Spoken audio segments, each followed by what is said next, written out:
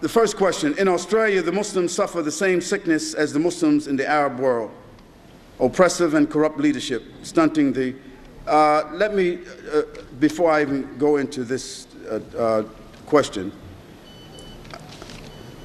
I don't believe this hype about everything that's wrong with the Muslims is because of corrupt Muslim leaders. That's not correct.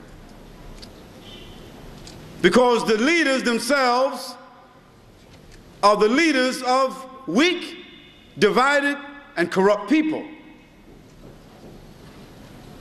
You see, when the people were the best, they had the best leaders.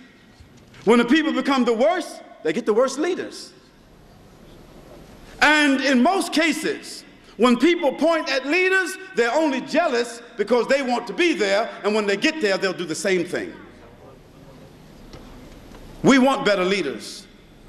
But I say to you brothers who have this talking, if you become better fathers, you become better neighbors, you become better co-workers, you become better colleagues, you become better people and examples for the Muslims as an individual, change your own behavior, and you'll find that your family will change.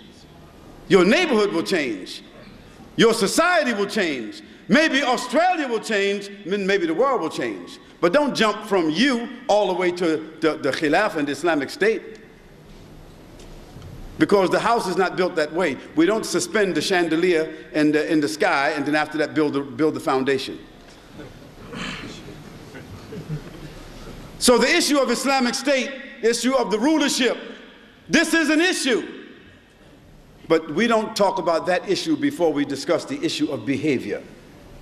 It is the behavior of Muslims themselves that have brought us to this condition. The behavior of you and me. You see? You know this behavior because in the morning for Fajr, how many people do you think will be here? Are there 100 people here praying Fajr? Are there 50? Alhamdulillah. And there are 400,000 Muslims in Sydney? So, brothers and sisters, let's be very clear and fair about this. Let's first blame ourselves. Let's do what the Prophet Yunus alayhi salam did when he was swallowed by the big fish. He said what? La ilaha illa anta subhanaka inni kuntu min al-dhalimin. I'm the one that's to blame.